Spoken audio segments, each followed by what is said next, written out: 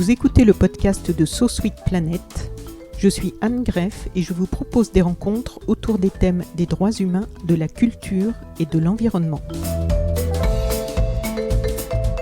Aujourd'hui, j'ai la grande joie de retrouver sur So Sweet Planet Marie-Monique Robin. Bonjour Marie-Monique. Bonjour Anne. Tout fraîchement rentrée du Mexique, du début de tournage du documentaire qui va suivre le livre pour lequel nous nous rencontrons aujourd'hui, La fabrique des pandémies, avec quand même un titre en dessous qu'il est important de mentionner, Préserver la biodiversité, un impératif pour la santé planétaire. Marie-Monique Robin, tu es donc journaliste, auteure et réalisatrice, comme je l'avais rappelé lors de notre première rencontre, que vous pouvez retrouver aussi sur So Sweet Planet pour Nouvelle Cordée. Tu as réalisé une 40aine de films d'investigation et obtenu une 30aine de prix, dont le prix Albert Londres en 1995 et le prix norvégien Rachel Carson, de grand nom, en 2009. Tu as aussi écrit plusieurs livres, généralement liés à tes documentaires. Je t'aurais bien vu, Marie-Monique, enquêter dans les affaires policières comme on voit dans les séries américaines, où l'on voit dans les commissariats ou les bureaux du FBI des enquêteurs qui collent des documents sur un mur et qui tendent des fils entre ces documents pour relier les pistes,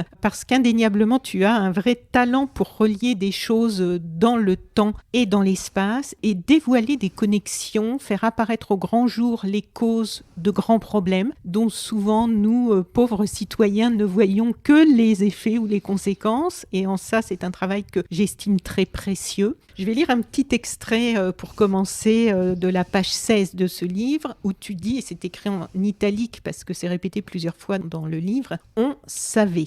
Mais la politique de l'autruche signe un manque de courage. Alors, on savait, on parle donc de la pandémie. Du lien entre la biodiversité et la pandémie. Voilà, donc on savait.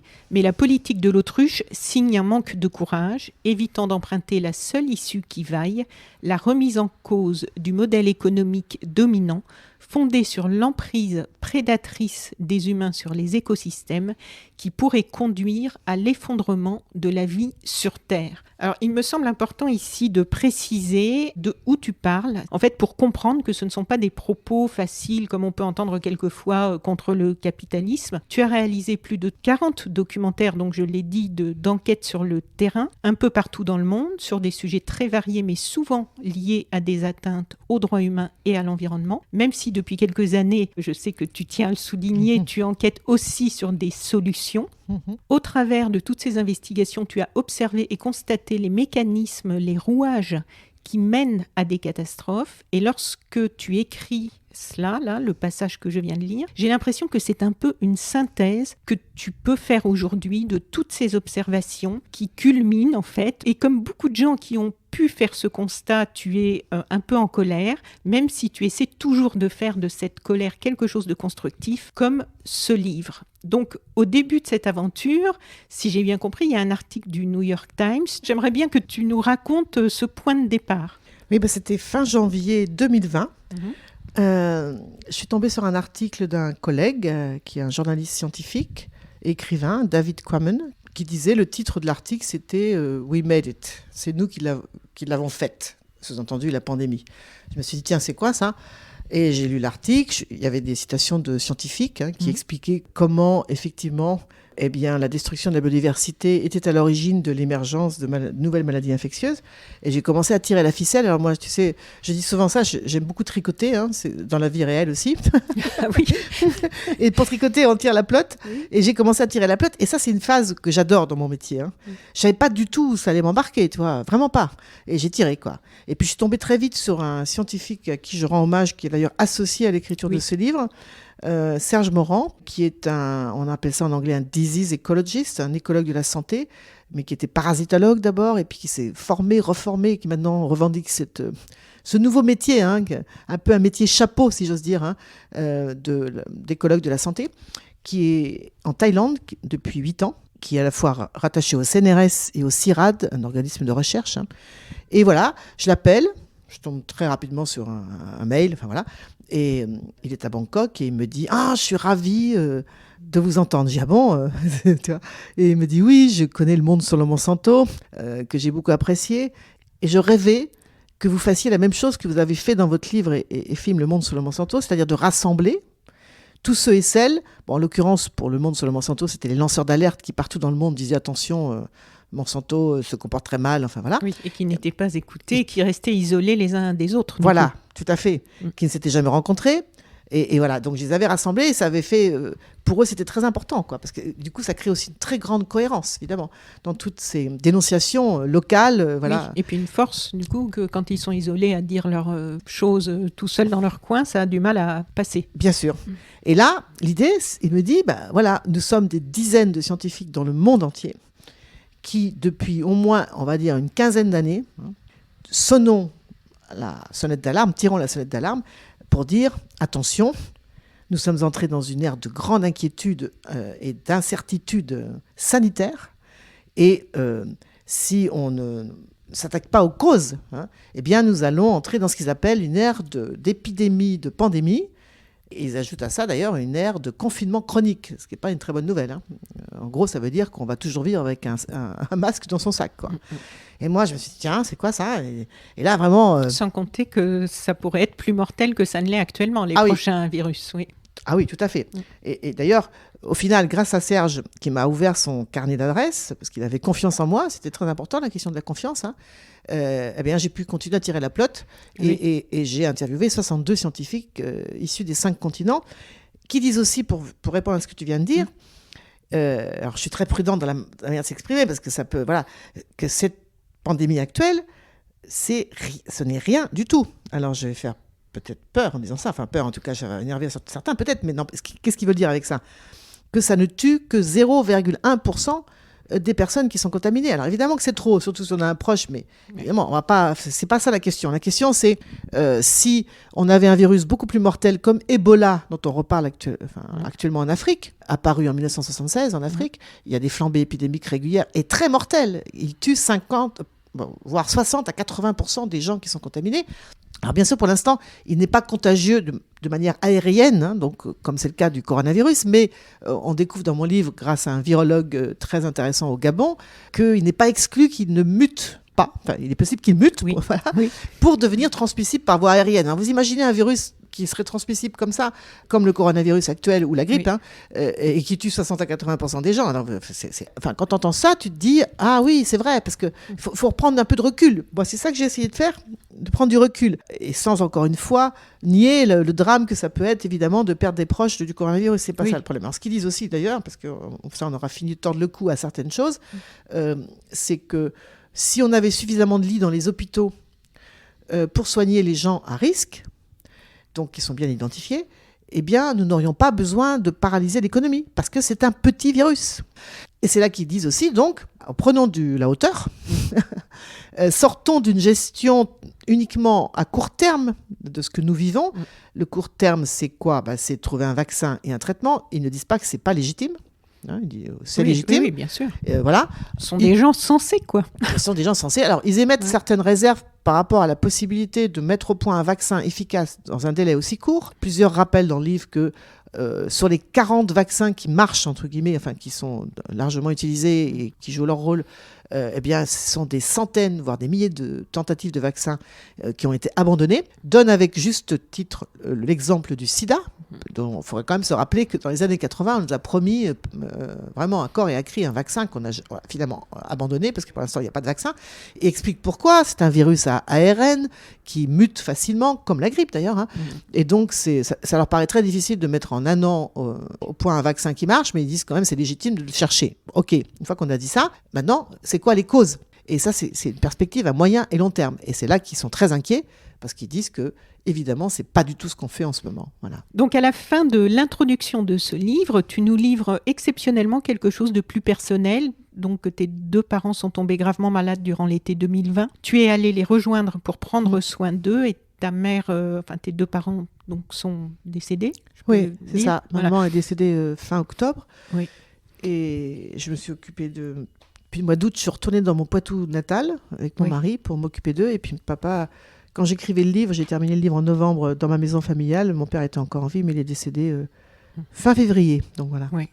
Et donc, tu es allé les rejoindre pour prendre soin d'eux. Et tu dis que cette expérience nécessaire et douloureuse de l'accompagnement très cher en fin de vie a fortement résonné avec la parole des scientifiques qui constitue la matière de ce livre. Réapprenons à prendre soin, nous disent-ils, avec un respect de la vie qui m'a tout simplement fait un bien fou. Je te cite. Ce petit passage m'a aussi beaucoup touchée parce que c'est un concentré de choses très importantes. L'aspect personnel, bien sûr, puis ce réapprenons à prendre soin tellement précieux, et le fait que tu soulignes un dénominateur commun que partagent, je crois, tous les scientifiques que tu as interrogés, l'importance qu'ils accordent au respect de la vie. Dès le début du livre, en fait, avec ces deux aspects, là, personnel et professionnel, on est vraiment sur l'essentiel. L'essentiel, je veux dire, pour nous, l'humanité, en fait, quoi. Tout à fait. Et ça a vraiment fait écho, en fait. Parce que moi, donc, je devais rendre ce livre pour qu'il soit publié en octobre. Donc, je devais le rendre fin août. Donc, évidemment, mes plans ont été bouleversés par cette situation familiale. J'ai d'ailleurs prévenu la découverte en disant je ne pourrais pas le rendre dans les temps parce que ma priorité, c'est mes parents. Et alors, j'ai continué mes entretiens. Enfin, j'avais déjà fait une grande partie. J'étais en train d'écrire, en fait, hein. Ce qui ressortait de tous ces entretiens avec ces scientifiques qui pouvaient être parasitologues, infectiologues, épidémiologistes, vétérinaires, médecins, anthropologues, etc. C'est des disciplines très variées, mais qui tous avaient en commun cette réflexion et donc qui étaient rattachés à ce qu'on appelle l'écologie de la santé. Hein, donc voilà. Eh bien, ils disaient tous qu'en fait, si on est dans cette impasse sanitaire, mais ce n'est pas la seule impasse. Il y a aussi l'impasse climatique. Oui. Et puis l'impasse sociale, hein, les grandes inégalités, en fait. Et tout ça, tout est lié. Et qui me disait, tout est lié. Et non seulement tout est lié, mais c'est les mêmes causes qui provoquent les mêmes effets, avec différentes facettes. Mais tout ça, tout est lié. Et qu'à l'origine, c'est un manque de soins que nous avons, nous les humains, qui nous considérons au-dessus de la pyramide du vivant, alors que nous faisons partie de ce vivant. Voilà. Et qu'à force d'avoir cette attitude prédatrice, c'est-à-dire de considérer qu'on peut puiser dans la nature n'importe comment, polluer l'air, la mer, les océans, la terre, le sol, enfin tout, quoi, en permanence, et bien qu'à un moment, eh bien, c'est plus possible, quoi. Et qu'il fallait donc revoir notre position à nous, les humains, dans la chaîne du vivant, avec une beaucoup plus grande modestie, c'est vraiment un mot très faible pour dire ça, arrêter d'être arrogant en fait, hein, en considérant qu'on est déconnecté du vivant et qu'on pourra survivre une fois qu'on aura tout détruit autour de nous, ça c'est pas possible, quoi. Et que donc il fallait réapprendre à prendre soin. Et moi donc, j'étais dans cette situation où je prenais soin de mes parents, et donc prendre soin, ceux qui m'écoutent savent ce que ça veut dire quand on a des personnes qui vont vers leur fin de vie, c'est des choses très concrètes, enfin voilà, et que je n'avais jamais faites évidemment.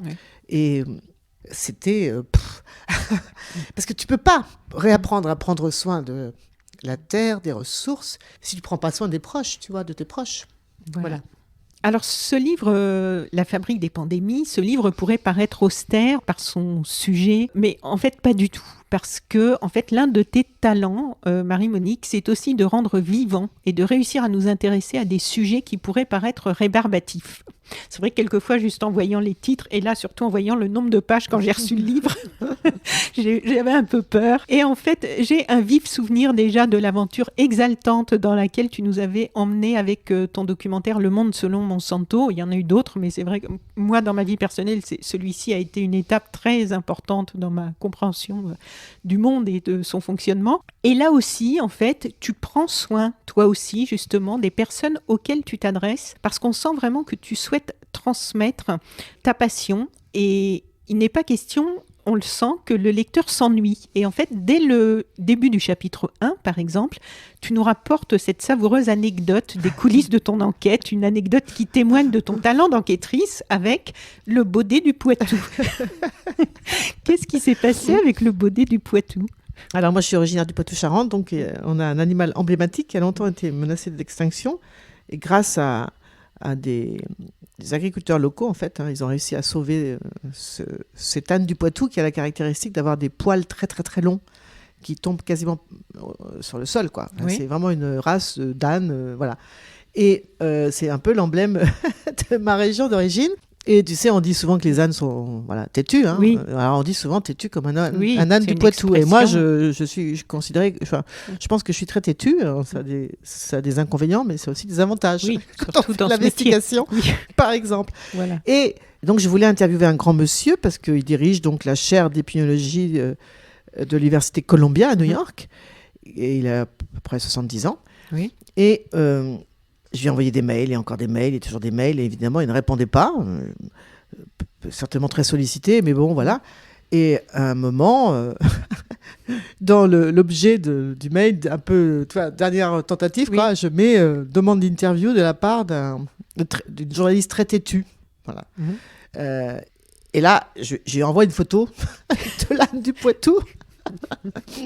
Et donc, j'ai écrit un mail que j'ai traduit d'ailleurs dans le livre. Oui. Hein, voilà, très sympa. Voilà, Oui. encore, excusez-moi, je suis aussi têtue que l'âne du Poitou. Etc. Et il m'a répondu. Ça a marché. Ça a marché. Et ça, c'était super parce que ce Comme monsieur. quoi, il faut être créatif quand on fait de Oui. l'investigation. Oui. Pour arriver à ses fins. Il m'a répondu tout de suite, Ah vraiment. Ah bah merci parce que votre âne du Poitou, j'ai regardé, c'est fascinant. Enfin, voilà. Oui. Et c'était quelqu'un d'important pour moi parce qu'en fait, je sais pas, enfin, par rapport à ta question, mais en tout cas, ce qui est sûr, c'est que les maladies infectieuses, donc, dont font partie des maladies comme la Covid-19 actuellement, hein, sont provoquées soit par des bactéries, soit par des virus. Eh bien, au début des années 1980, on pensait que c'était fini.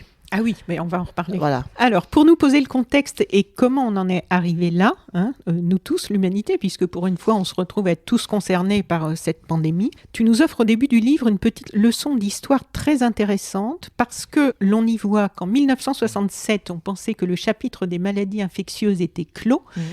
En 1980, tu nous rappelles que l'OMS annonce que la variole a été éradiquée et confirme que tout ça c'est fini. On en est tellement sûr que l'on va réorienter les crédits de la recherche vers d'autres maladies. Mais comme le souligne ton interlocuteur, le scientifique Stephen Morse, l'autosatisfaction est un puissant allié pour les maladies infectieuses. Et en fait, le chapitre n'était pas clos. Pas clos du tout, donc tout à fait. Donc 1976, apparition de Ebola, une maladie provoquée par un virus dont on sait qu'il est son réservoir, comme on dit, hein, donc c'est une chauve-souris. Hein, et c'est une maladie, on en a parlé, très dangereuse, quoi, hein, qui pour l'instant ne se transmet que par contact avec les fluides, alors la transpiration, les urines, enfin la salive des malades.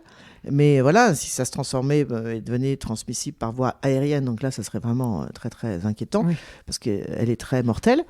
Une autre maladie moins connue, la légionellose, mais surtout le sida. Parce qu'en fait, on oublie, c'est amusant d'ailleurs qu'on ne fasse pas le lien, parce que le sida, comme Ebola, font partie de ce qu'on appelle des zoonoses, hein, donc des maladies dont l'origine, c'est un virus ou une bactérie qui vient d'animaux sauvages, hein, et qui, à un moment, va donc sauter, jump à l'homme, en passant d'ailleurs par une case intermédiaire, qui est souvent un animal, qui peut être sauvage ou domestique. Et voilà, donc le sida en fait partie maintenant.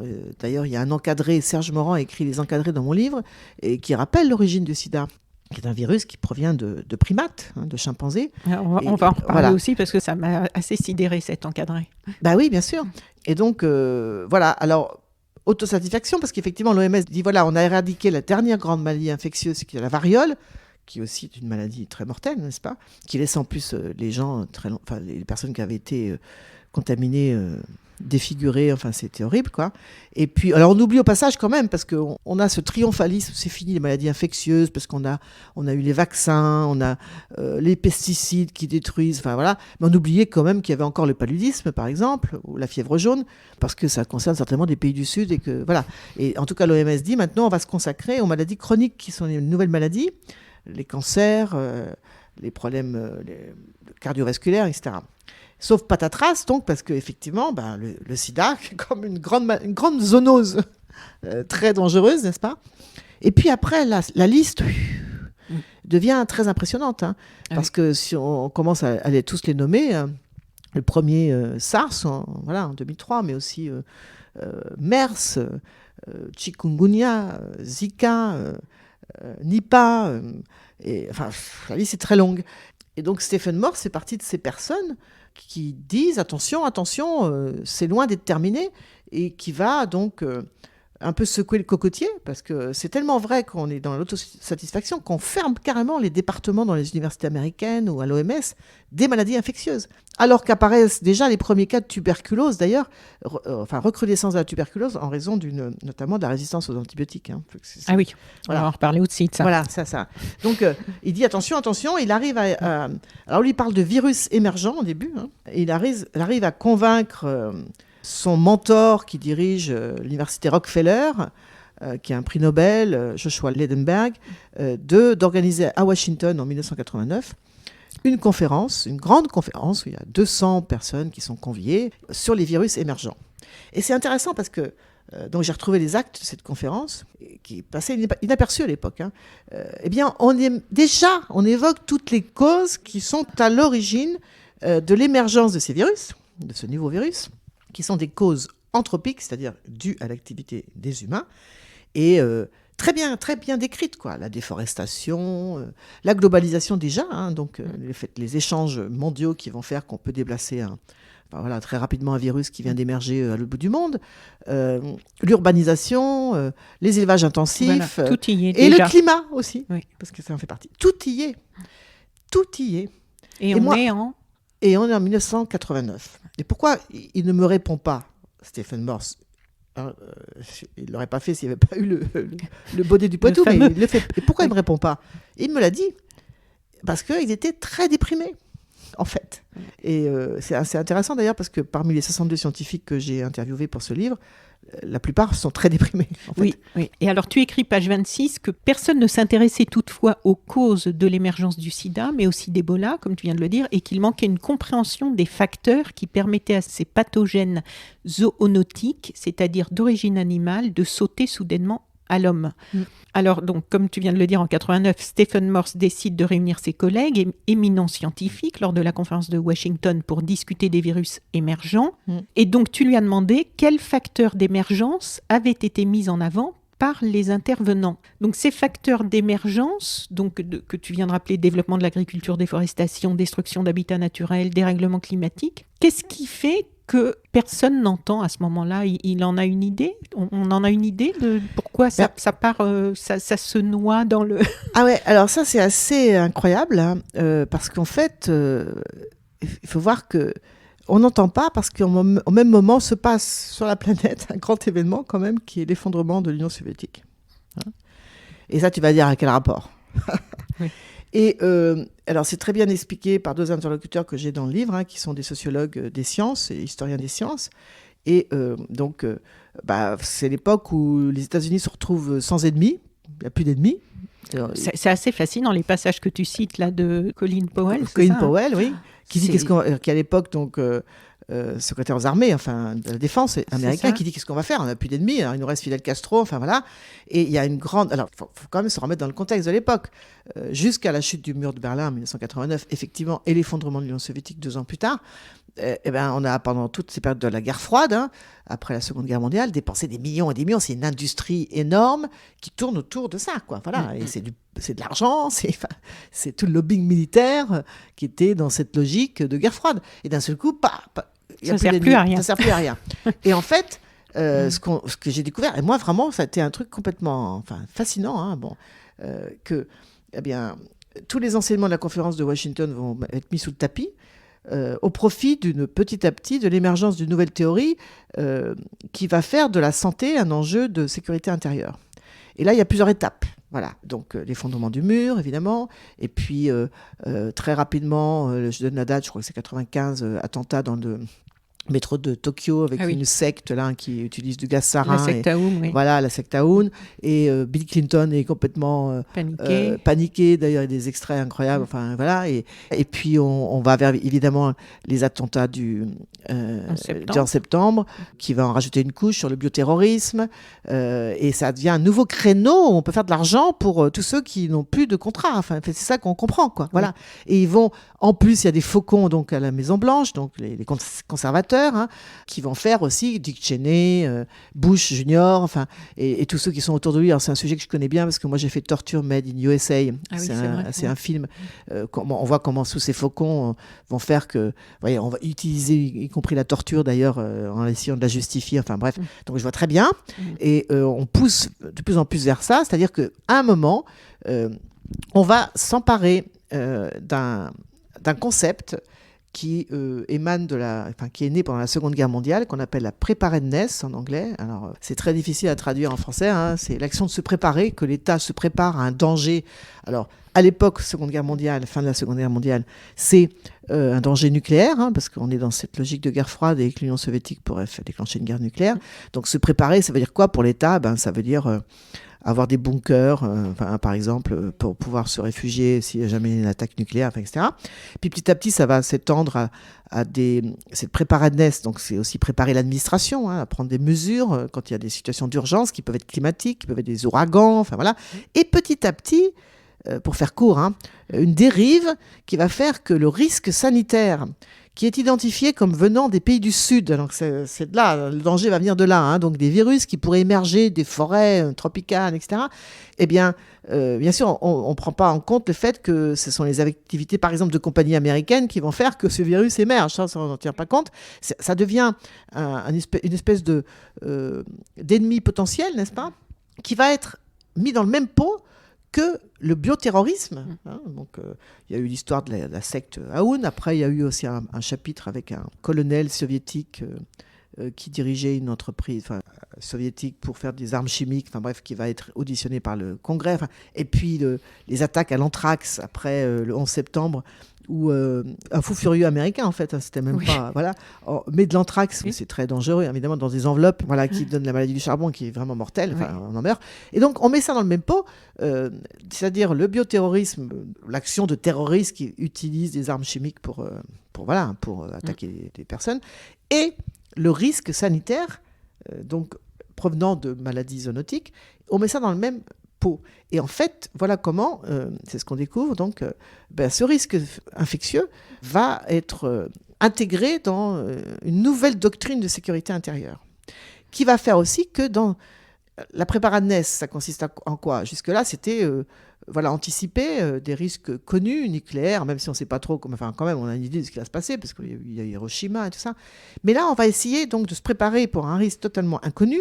Donc, on est dans un délire total où les scénarios du pire... Oui, avec même des jeux, des wargames, des jeux de rôle. Incroyables, où en fait, dingue, vraiment dingue. On imagine des trucs complètement dingues qui d'ailleurs font peur, parce que je donne des exemples. On réunit des gens et puis des centaines de personnes et on les met dans des jeux de rôle en disant, imaginez... y compris des Français. Bernard Kouchner, qui part participer à faire des jeux de rôle et ça coûte en plus très cher. Ouais, voilà. Ouais. Et tout pendant qu'on fait ça, et ça va gagner l'Europe après, parce que ça part des États-Unis, ça gagne l'Europe. Et on fait donc de ce problème de santé possible un enjeu de sécurité intérieure nationale. Et du coup, on oublie totalement, on met sous le tapis, parce qu'oublier, on met sous le tapis les causes anthropiques, donc les causes humaines, qui font que ces virus peuvent émerger et sortir du bois et nous contaminer. Et ça, c'est absolument fascinant. Et pourquoi donc Stephen Morse, il est déprimé, quand moi finalement j'ai réussi à l'interviewer, c'est parce qu'en fait il a passé sa vie à cette histoire de preparedness qui quand même s'est préparé, voilà.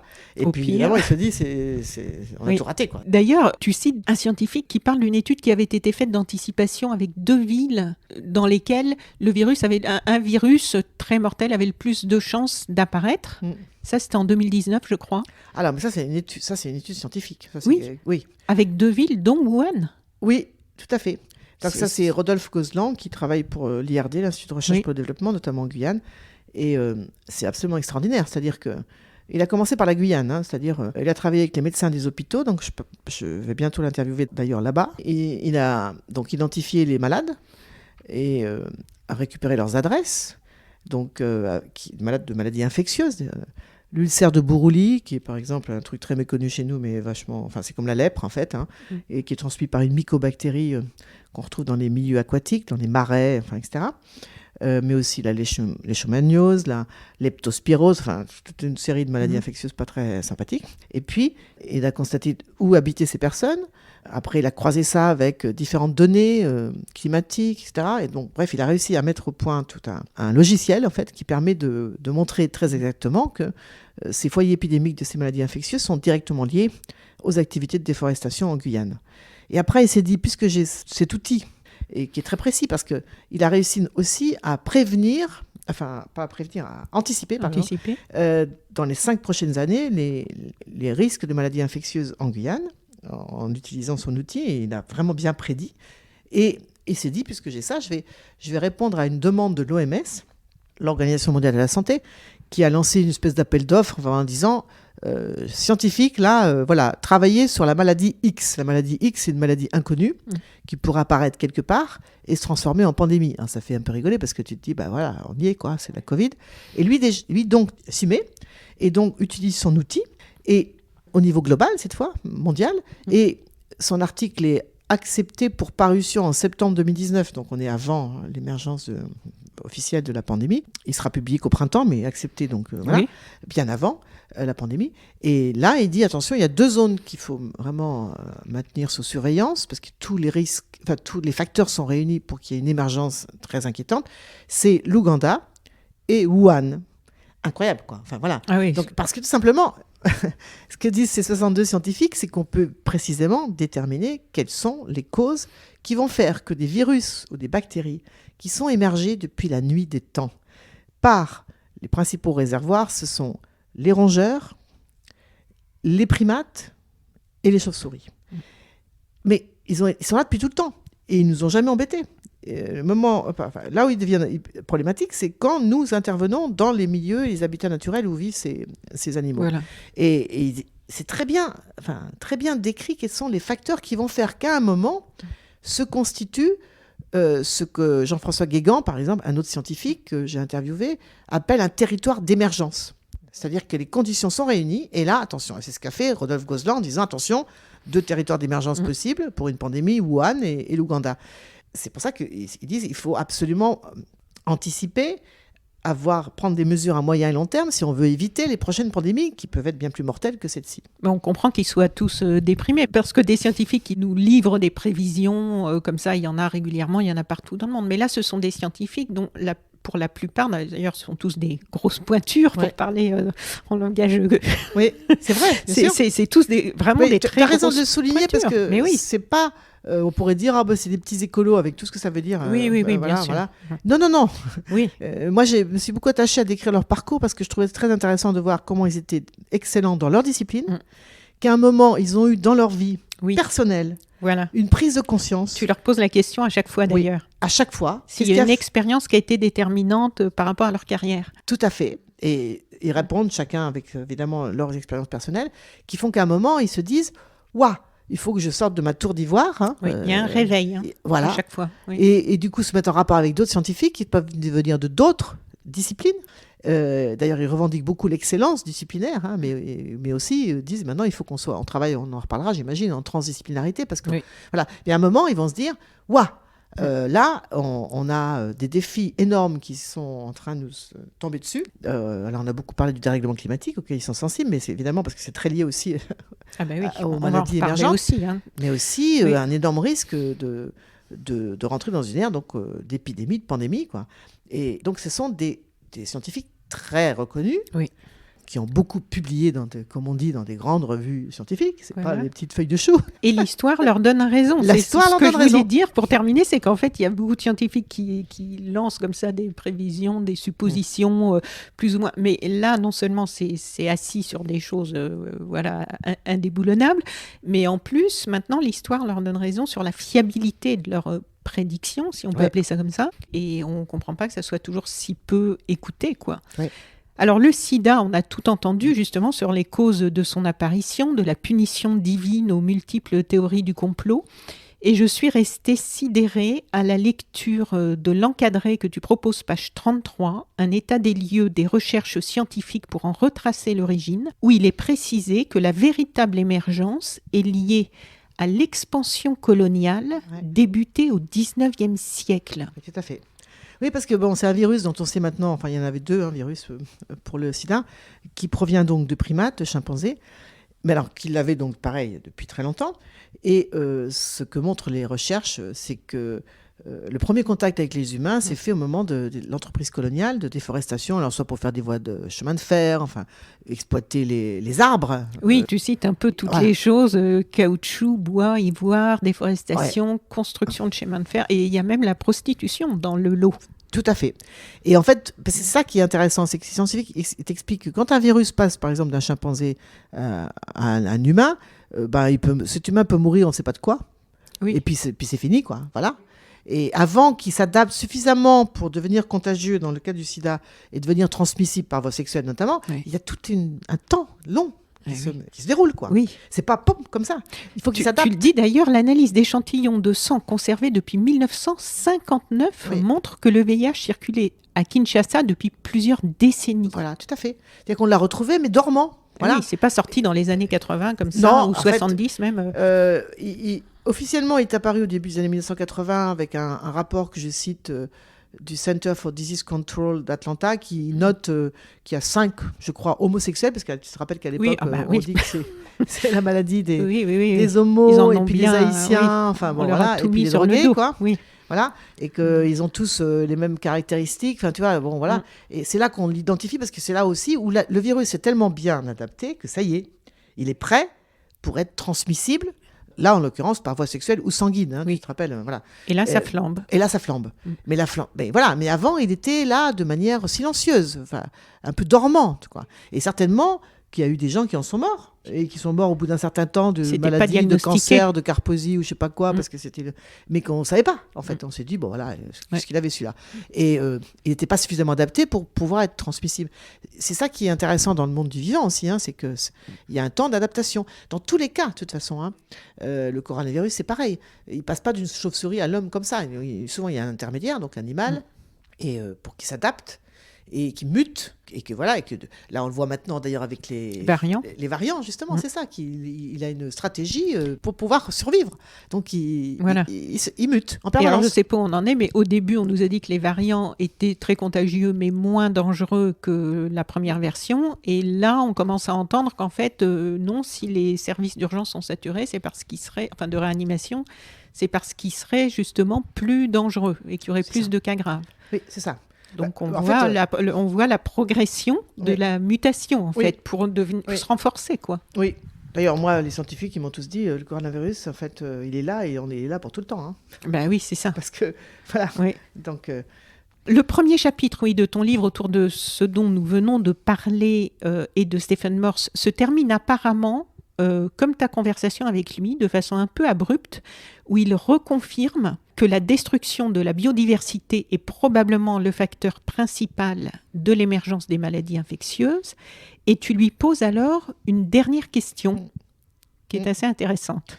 Bah oui, parce que donc, je viens d'expliquer comment finalement le risque infectieux va être absorbé par ceux qui s'occupent de la sécurité. Donc, tu vois, voilà.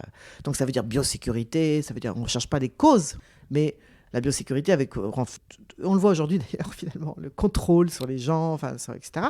Et ça a conduit à quoi ? Notamment un grand programme dont Stephen Morse a été directeur, Predict, qui, dans cette logique de biosécurité, ça consistait à déverser des millions sur des laboratoires pour qu'ils séquencent le virome, on dit, comme on a séquencé le génome. Oui. Je rappelle quand même qu'à l'époque, quand on a fait ça, c'était beaucoup d'argent aussi. On nous avait dit, vous allez voir, c'est merveilleux, on va résoudre tout le problème de toutes les maladies. Bien sûr que non, parce que là encore, on a oublié qu'il y en a beaucoup, y compris le cancer, qui sont dus à l'environnement. Enfin, bref, mais ça fait beaucoup d'argent pour des laboratoires et ça fait tourner des boutiques, voilà.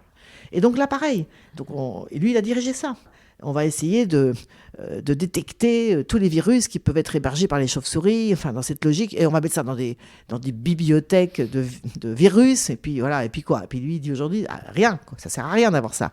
C'est comme chercher une aiguille dans une botte de paille. Oui. Il y en a alors, des centaines de milliers de possibles, donc comment on va savoir lequel va à un moment émerger, parce que l'idée qu'il y a derrière, c'est aussi on dépose des brevets, et puis on a soi-disant des vaccins, enfin etc. Sauf que tout ça c'est du pipeau, parce qu'ils le disent, c'est pas moi qui le dis, ça ne sert à rien, et lui il a compris que ça ne servait à rien, et qu'il fallait revenir à ce qu'il avait mis au jour en 1989, c'est que les principales causes de ces émergences, ce sont les activités humaines qui détruisent la biodiversité. Et du coup, ça m'a fait penser, donc à un moment, il y a eu la guerre contre les virus qui a été lancée dans ce cadre-là, mais ça m'a fait penser à la guerre contre le cancer qu'avait lancé le président Nixon, sur laquelle j'ai beaucoup travaillé. C'est la guerre contre le cancer, et on va en finir avec le cancer, etc. La guerre contre la drogue, la guerre contre la terreur de Bush. Et je lui dis, qu'est-ce qu'elles ont en commun, toutes ces guerres ? Il m'a répondu, la même chose, c'est-à-dire qu'on ne s'attaque pas aux causes, et que ça coûte très cher, et que c'est infini. Ça s'arrêtera jamais. Voilà. Voilà. Précisément parce qu'on ne s'attaque pas aux causes. Et ça m'a vraiment... pour moi, c'était...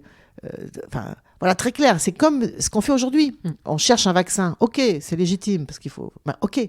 Mais si on s'arrête à ça, eh bien, on va rentrer dans une course effrénée à chercher des vaccins en permanence. Alors, c'est bon pour les labos, hein, bien sûr, hein, parce que c'est des milliards, on a bien vu, et pas très transparent, tout ça, d'ailleurs. Mais ça ne résoudra pas le problème parce que, encore une fois, il faut s'attaquer aux causes. Voilà. Et c'est bien ce que je disais, je te verrais bien mettre tout sur un... Tu fais pas ça, non, de tout mettre sur un mur en mettant des lignes qui relient tout ça. Pour moi, c'était fascinant, en fait, parce que je t'ai dit, hein, je commence fin janvier, j'ai jamais travaillé là-dessus. Et puis je tire la pelote. Et là, ça, c'est une période extrêmement excitante, j'imagine. Alors, ce que j'ai beaucoup aimé dans le livre, c'est que, il y a les interviews, mais dans les interviews, il y a aussi beaucoup de cas concrets, d'études qui sont racontées et qui montrent à chaque fois le lien de causalité entre vraiment de la cause à l'effet. Par exemple, avec le virus Nipah, qui est un bel exemple bien concret du rôle de la déforestation. Est-ce que tu peux nous raconter rapidement cette histoire? Parce que là, je pense que ça permet de mettre des images sur ce dont on parle depuis le début. Je trouve que c'est vraiment le paradigme, en fait, le virus Nipah, qui apparaît à la fin des années 1990 en Malaisie. Oui. Et l'histoire est très bien connue, très bien documentée par des scientifiques. On déforeste donc sur l'île de Bornéo pour mettre des monocultures d'huile de palme. Il y a des chauves-souris. Alors, je suis devenue très amoureuse des chauves-souris parce que les scientifiques, d'abord, m'en ont parlé de manière tellement magnifique que voilà. Et c'est un animal extraordinaire, quoi, qui est le seul mammifère volant. Et donc, pour faire cette prouesse, qui est de voler quand on est un mammifère, ils ont développé au cours de l'évolution un système immunitaire absolument hors pair, qui leur permet notamment d'héberger des centaines de virus, de bactéries sans tomber malade. Voilà. Et en revanche, ce qui est très bien documenté, c'est que quand on les stresse, ces pauvres chauves-souris, alors si on brûle la forêt, évidemment qu'on les stresse parce qu'elles sont obligées, on détruit leur habitat, elles sont obligées de partir, elles se mettent à excréter par la transpiration, par les urines, les excréments, etc., les virus, elles sont porteuses et elles peuvent du coup contaminer d'ailleurs des animaux qui sont mammifères qui sont là ou des humains. Donc là, c'est ça qui se passe en fait. Elles sont obligées de s'enfuir. Elles sont frugivores, la grande famille des chauves-souris. Il y a des carnivores, il y a des hématophages, on pense à Dracula, qui mangent du sang, qui se nourrissent de sang, ou d'autres qui sont frugivores, qui mangent des fruits, d'autres qui sont insectivores, qui mangent des insectes. C'est une grande famille. Celles-là sont frugivores, donc elles se rabattent sur les côtes malaisiennes, pas très loin, où on a planté une monoculture de manguiers au-dessus de fermes porcines industrielles. Donc c'est une double production. Et alors évidemment, elle mange les mangues. Mais au-dessus, c'est-à-dire dans des champs. Oui, c'est des fermes porcines industrielles, mais à air libre. Ah donc, on imagine quoi. D'accord. Comme les feedlots américains où il y a plein de vaches dehors, parquées par centaines et par milliers. Là, c'est pareil, c'est des cochons, mais ils sont dehors. Parce il fait beau, il fait chaud, donc ils sont dehors. Voilà. Et donc, elles mangent les mangues, évidemment. Il y a des mangues qui tombent, les cochons les mangent, ou elles font caca. Et puis, enfin bref. Ça va contaminer le cochon avec un nouveau virus qu'on va appeler Nipah, qui est le nom de la localité où ça se passe. Et il faut savoir que le cochon, nous partageons beaucoup de choses avec ce brave animal. 95% de nos gènes, c'est pas mal. C'est incroyable. Hein, oui. Et donc, c'est un pont épidémiologique extraordinaire pour qu'un virus qui vient d'une chauve-souris passe à l'homme. En fait, si on veut humaniser rapidement un virus zoonotique, le meilleur pont, c'est le cochon. Voilà. Parce qu'on est très proche de lui. Et là, pas manquer, les cochons sont contaminés et qui vont eux-mêmes contaminer les ouvriers agricoles, qui vont donc être atteints d'une maladie inconnue, très grave. Et ensuite, ça c'est l'ironie de l'histoire, parce que la Malaisie est un pays musulman, elle ne mange pas de cochons. Cette production est destinée à la Chine, et donc les cochons sont envoyés à Singapour pour être abattus, et donc les ouvriers des abattoirs vont être aussi contaminés. Fort heureusement, on va rapidement arrêter cette épidémie, mais en faisant une chose incroyable qui est systématique dans ce genre de situation, on va abattre des millions de cochons. Voilà. Biosécurité, n'est-ce pas? Et on va stopper très vite. Ces abattages de millions d'animaux, c'est quelque chose de plus en plus courant. Fréquent. On fait ça avec les poulets, dès qu'il y a ça se banalise. Et là aussi, le respect de la vie. Là. Tous ces pauvres animaux. Et c'est un maillon extrêmement important, c'est l'élevage industriel, qui est un pont très important pour amplifier la transmissibilité, si j'allais dire, d'un virus qui vient d'une chauve-souris ou d'un rongeur. Voilà. Et là, on a tout, quoi. C'est-à-dire la déforestation, élevage intensif, globalisation, parce que là, en l'occurrence, à Singapour, c'est pas très loin, mais quand même, on balade les pauvres cochons pour se faire abattre à Singapour. Et ça, c'est tous les ingrédients qui caractérisent l'émergence de ces nouvelles épidémies infectieuses. C'est les 3 facteurs principaux. Après, on peut prendre chacun pour voir quelle est la part de telle activité, mais n'empêche que c'est ça le schéma. Et je trouve que l'exemple du virus Nipah est un très bon exemple pour ça. Oui, ça illustre vraiment bien tout ça. Donc cette déforestation, on a du mal à s'en imaginer l'ampleur quand on est, nous, en France, dans nos villes, nos villages, et qu'on nous parle de la déforestation, souvent à l'autre bout du monde. Et tu cites les chiffres de Global Forest Watch, parus dans leur bilan de l'année 2019. 24 millions d'hectares ont disparu, dont 3,8 millions d'hectares de forêts primaires tropicales. Et d'ailleurs, tu rappelles qu'à la conférence de Rio en 92, on avait prévu 0 déforestation pour 2020. Donc on en est très très très loin. Donc on détruit ces forêts pour faire quoi ? Alors on les détruit pour faire des monocultures, par exemple, huile de palme, pour ce qui est de l'Asie, par souvent exemple. Pour l'exportation, voilà, EVA, du caoutchouc. Aussi beaucoup en Amérique latine pour faire du soja transgénique. Alors là, je retombe sur un sujet que je connais très très bien, soja de Monsanto, qui va ensuite nourrir les poules, les vaches et les cochons des élevages industriels européens. Et moi, je l'ai vu de mes propres yeux, je l'ai filmé, etc. On détruit pour l'exploitation du bois, par exemple, évidemment. On détruit pour exploiter des mines. Voilà, donc en général, pour ça, on fait des routes. Il y a un spécialiste des routes dans mon livre. Ça revient souvent, le sujet des routes, ça m'a étonné aussi. Oui. Ils sont plusieurs à parler en fait des... Bien sûr. Parce que qu'est-ce qui va faire que l'intrusion humaine dans ces espaces vierges est possible ? C'est pas d'abord qu'on fait des routes. Voilà. Et par exemple, il y a un spécialiste allemand qui m'explique comment les routes finalement sont le premier facteur qui va permettre un contact jusque-là totalement... improbable entre les humains et certains pathogènes, bien sûr, et comment ça va tout bouleverser, l'équilibre de l'écosystème par la présence de la route elle-même. Donc voilà, c'est aussi parfois pour faire de l'élevage. En Amazonie, par exemple, on déforeste pour faire de l'élevage. Et là encore, tout est lié, parce que c'est souvent des bovins qui font partie de ce fameux accord du libre-échange qu'on est censé signer avec les pays du Sud, le Mercosur, et qui prévoit notamment une clause pour importer du bœuf brésilien. Voilà. Donc, tout est lié. Oui, et on marche sur la tête. On marche sur la tête, voilà. Donc, voilà pourquoi on déforeste. Oui. Après, il y a tout le problème de la pression exercée par des hommes et des femmes qui sont en grande précarité économique, sociale, et donc ils vont, ils déforestent parce qu'ils ont besoin de terre pour cultiver. Et on oublie trop souvent ça, et c'est important. On va en reparler aussi, parce qu'en fait, il y a ce sujet de la pauvreté. Plusieurs des scientifiques en parlent aussi, et ça, c'est pareil, on ne fait pas souvent le lien. Bien sûr. Or, ça devient indispensable maintenant. Bien sûr. De le faire. Bien sûr. La pression démographique, notamment, qui va faire que des familles très pauvres ont besoin de survivre. Et pour ça, c'est très bien dit par les scientifiques. D'ailleurs, c'est très touchant parfois, parce qu'ils se rendent compte de ça. C'est-à-dire que préserver la biodiversité sans s'attaquer à la question de la pauvreté, c'est absolument impossible. Voilà. Mais tout ça, on revient toujours au fond du problème, qui est un modèle économique prédateur qui ne tient pas compte non plus des humains. Enfin, voilà. Et ça aussi, c'est lié. Donc voilà pourquoi on déforeste. Il y a plein de raisons de le faire.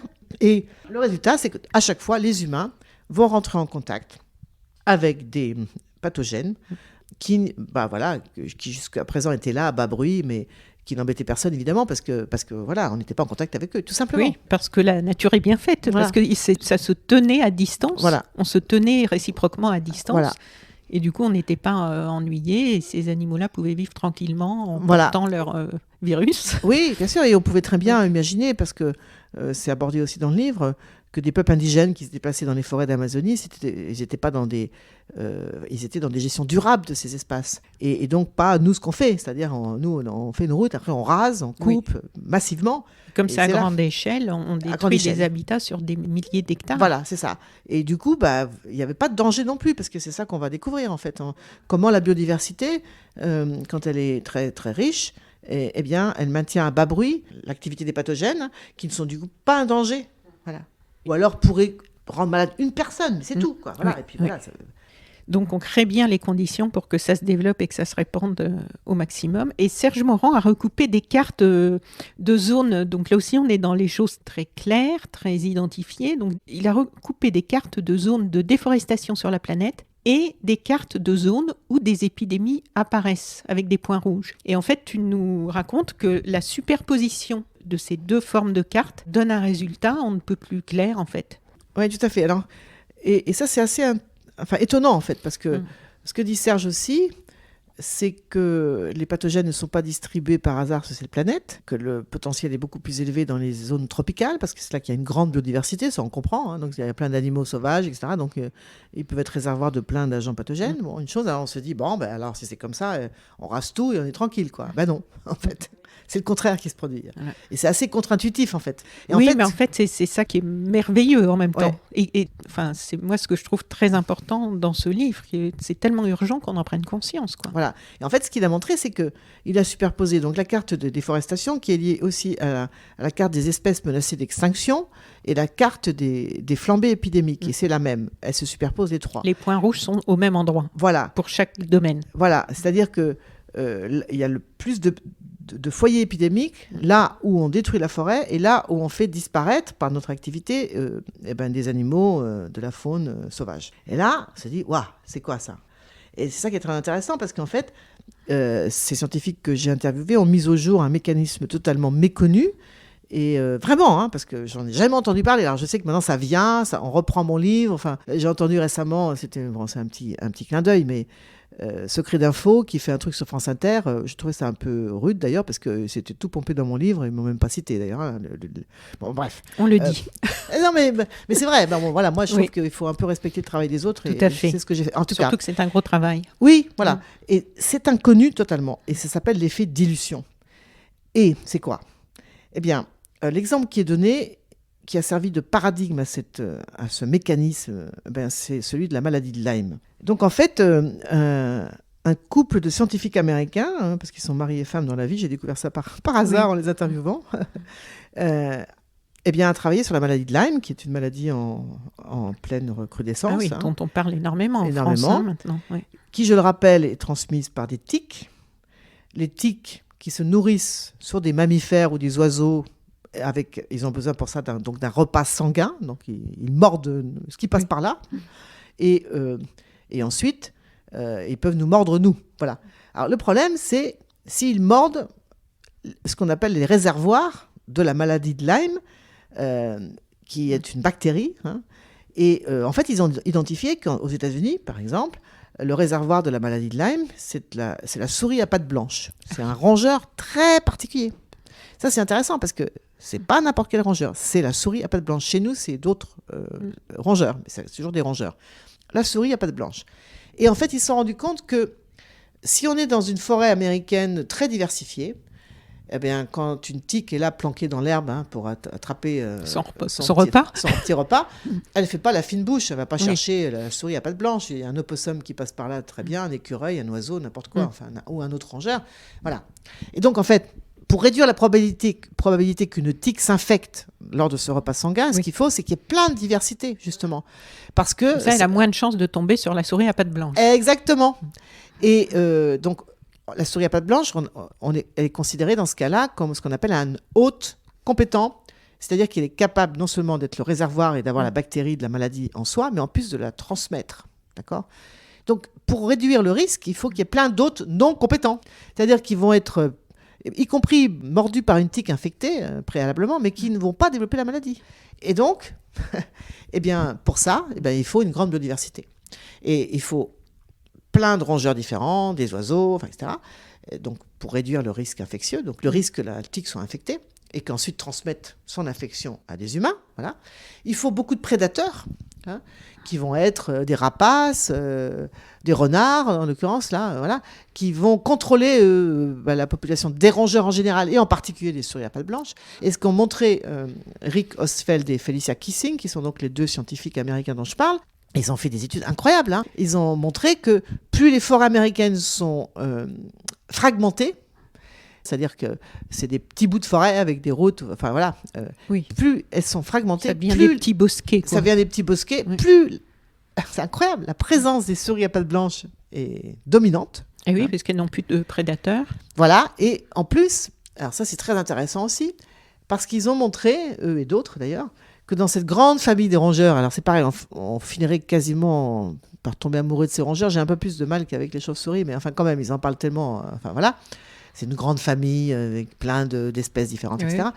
Eh bien, dans ces grandes familles de rongeurs, il y a 2 catégories. Il y a la catégorie des rongeurs qu'on appelle spécialistes. Ah oui. Alors les spécialistes, c'est quoi ? Eh bien, c'est un rongeur, une espèce particulière qui est liée à une niche écologique.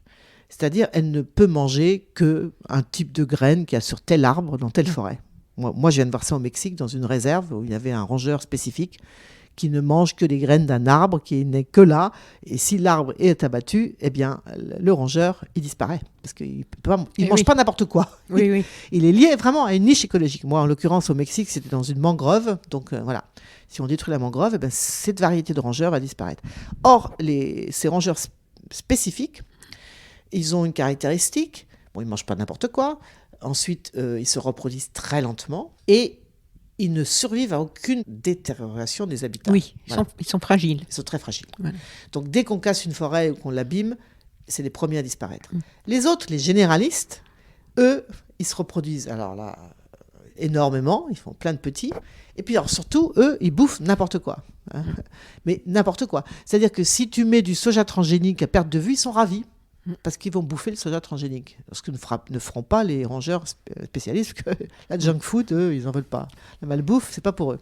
Alors, ces généralistes, eh bien, ce sont eux qui portent. C'est incroyable, hein. Oui. Ce sont eux qui parlent pour des raisons d'évolution, enfin, qui vont faire que justement, eux, ils sont capables. Eh oui. Ils sont endurants, quoi. Ils sont endurants, Oui. ils s'adaptent à tous les environnements, etc. Voilà. Moins fragiles. Moins et du coup, fragiles, tout est- et ils se reproduisent beaucoup. Eh bien, les souris à pattes blanches en font partie. Par exemple, ce sont des rongeurs généralistes. Ce qui fait que quand tu fragmentes une forêt aux États-Unis, par exemple, ou tu la détruis parce que tu vas faire, moi j'ai vu ça dans l'Iowa, sur des milliers d'hectares du soja transgénique ou du maïs transgénique, eh bien elles vont proliférer, les souris à pattes blanches. Mais pas que les souris à pattes blanches, les souris sylvestres aussi, pour une autre maladie, à hantavirus, qui est un autre virus. Donc voilà, ce sont les généralistes qui vont survivre, et voilà comment donc, on augmente énormément le risque infectieux et d'émergence de maladies qui sont là dans des écosystèmes équilibrés à bas bruit, c'est-à-dire, encore une fois, il pourrait très bien, à un moment, tu pourrais avoir pas de chance et tomber sur une tique qui a effectivement mordu une souris à pattes blanches, mais voilà, il y a une personne et ça fait partie des risques de la vie. Mais là, non, là, on parle d'un risque d'épidémie, même s'il n'y a pas de transmission dans la maladie de Lyme. Mais en fait, n'empêche que l'augmentation est telle des cas qu'on peut parler d'épidémie. Voilà. Et mais on en parle toujours quand même Enfin, moi, j'ai toujours entendu parler d'une augmentation un peu mystérieuse. Oui, on ne comprend pas pourquoi il y a tellement de cas d'un seul coup de maladie de Lyme. Voilà. Ça reste tellement comme ça abstrait. Alors là, qu'en fait, on le sait déjà. C'est pas abstrait du tout. Alors Oui, en plus, on tu peux connaît les ajouter le causes. climat à ça parce que Voilà. ces rongeurs généralistes, eux, les dégâts causés par le climat, etc., ils survivent à beaucoup de choses qu'ils ne survivront pas, donc les rongeurs spécialistes. Donc ça s'appelle l'effet dilution. La biodiversité dilue le risque infectieux. Ça, c'est une phrase importante. Voilà. La biodiversité dilue le risque infectieux. Et lorsque tu demandes à Pierre Ibisch, professeur de conservation de la nature à l'université d'Eberswalde au nord de Berlin, si une expérience a influencé sa carrière, il te parle d'un séjour qu'il avait fait pour sa thèse en Colombie et de deux enseignements qu'il en avait tirés. Le premier, c'est une fois qu'on a passé un certain point de bascule, la dégradation des écosystèmes est irréversible. Voilà, je répète pour ceux qui nous écoutent, une fois qu'on a passé un certain point de bascule, la dégradation des écosystèmes est irréversible, donc réveillons-nous. Et 2, on ne pourra pas préserver efficacement l'environnement sans régler la question de la pauvreté. Et donc toi qui as travaillé et enquêté depuis des années sur des problèmes et des solutions pour l'environnement et les droits humains, est-ce que tu partages ce constat ? Ah oui, tout à fait. Oui, d'ailleurs, c'est assez étonnant parce que finalement, cette parole des scientifiques, je dis bien parole parce que c'est la première fois que j'écrivais le livre avant de faire le film, donc avant, je ne les ai jamais rencontrés physiquement. Là, je viens de partir au Mexique. Enfin, je viens de rencontrer Gerardo Susan, qui est l'un de ceux qui a travaillé sur l'effet dilution. Ah, ça faisait plaisir. Enfin, voilà. Mais ce qui est intéressant aussi, c'était de ces entretiens par Skype, finalement, faisait qu'on se concentrait énormément sur la parole aussi. Et ils avaient envie de parler. Donc, ça tombait bien. Oui. Voilà. Oui. En fait, tout ça, tu vois, c'est comme un grand puzzle où tu as plein de pièces et finalement, tu finis par les remettre dans le bon sens, dans le bon ordre. Et la vision globale, là, tu l'as d'un seul coup. Eh bien, oui, évidemment. Pour moi, c'est 30 ans de boulot, de films, de livres, etc. Oui, là aussi, tout est lié. Hein. Tout est lié. Et là... Dans ton travail. Oui, ça a remis de la cohérence. Là, ça y est, je me suis dit, waouh, ça y est, quoi. Évidemment, toute cette détérioration de l'environnement que j'ai vue, moi, parce que je suis partie de cette génération qui a commencé à voyager dans les années 1980, à un moment où c'était encore un privilège assez rare, hein, n'est-ce pas ? Et après, j'ai vu arriver la grande vague mondialisation des millions de touristes qui se déplacent partout, et c'est devenu... Enfin, voilà. Et j'ai vu aussi, parce qu'il y a des pays où j'y vais depuis 25 ou 30 ans, le Mexique est un très bon exemple, mais l'Afrique aussi, comment, vraiment, visuellement, j'ai vu la détérioration des forêts, des villes, et puis la pauvreté qui non seulement n'a pas régressé, contrairement à ce qu'on veut nous dire, mais eh bien, c'est propagé partout, et comment tout est lié, la pression sur les écosystèmes, comment à un moment, toute cette exploitation complètement effrénée des ressources naturelles faisait que les océans sont pollués. J'ai fait des films là-dessus, les pêcheurs ne peuvent plus pêcher, etc., etc. Donc, évidemment, tout est lié. Et quand Pierre Ibiche dit ça, moi je me dis oui, bien sûr. Mais attention, parce que la tentation, ça serait de dire on est trop sur cette planète. Hein, parce qu'on entend ça déjà. Hein. Et puis finalement, même la pandémie, là, ça va faire que ça va un petit peu faire comme la sélection naturelle. Voilà, la sélection naturelle. Non. La question de la pression démographique qui est liée effectivement sur les écosystèmes, liée notamment à la progression aussi des populations. On est passé de 3 milliards à 7 milliards en 50 ans, quoi. Voilà. Elle est liée à la pauvreté. Et si on ne résout pas la question de la pauvreté, on ne résoudra pas non plus la question de la pression démographique, du coup, parce qu'il y en a qui rappellent dans le livre, ils ont bien raison. On l'a bien vu dans les pays occidentaux, que quand tu atteins un certain niveau de développement, où tu peux avoir un toit sur ta tête, manger correctement, envoyer tes enfants à l'école et être soigné, eh bien, tu fais moins d'enfants, tout simplement. Et bien voilà. Donc, c'est tout. On en revient toujours au même. Là, pour l'instant, on est un modèle économique qui va faire qu'1% de la population mondiale détient autant que 3,5 milliards. Voilà, c'est ça le problème, que 7 Français milliardaires possèdent autant que 30% de la population française. Et on a des inégalités qui sont absolument... que moi, j'ai vu aussi exploser, véritablement. Hein. Et c'est ça qui est le problème. Et on revient toujours au modèle économique qui est à l'origine de ces grands dysfonctionnements. Voilà. C'est la fin de la première partie de cette interview exceptionnelle de 2 heures pour parler avec Marie-Monique Robin de son livre « La fabrique des pandémies » aux éditions La Découverte et du documentaire qui va suivre. Ne manquez pas le second et dernier épisode qui sera en ligne d'ici quelques jours si vous écoutez le podcast autour du jour de sa mise en ligne le 18 mars 2021. Si vous l'écoutez un peu plus tard, vous pouvez dès maintenant accéder au 2e épisode. À ne pas manquer. Chères auditrices, chers auditeurs, si vous avez apprécié ce podcast de So Sweet Planet, n'oubliez pas de lui mettre un avis favorable sur votre application de podcast, par exemple 5 étoiles sur Apple Podcast, et de rédiger un avis sympathique. Cela me fera plaisir. Pour plus d'informations sur les droits humains, l'environnement et la culture, vous pouvez suivre la page So Sweet Planet sur Facebook. Enfin, n'oubliez pas de vous abonner gratuitement, soit à la newsletter sur le site sosweetplanet.com, soit au podcast sur votre application de podcast pour être informé des prochains podcasts de So Sweet Planet mis en ligne. À bientôt.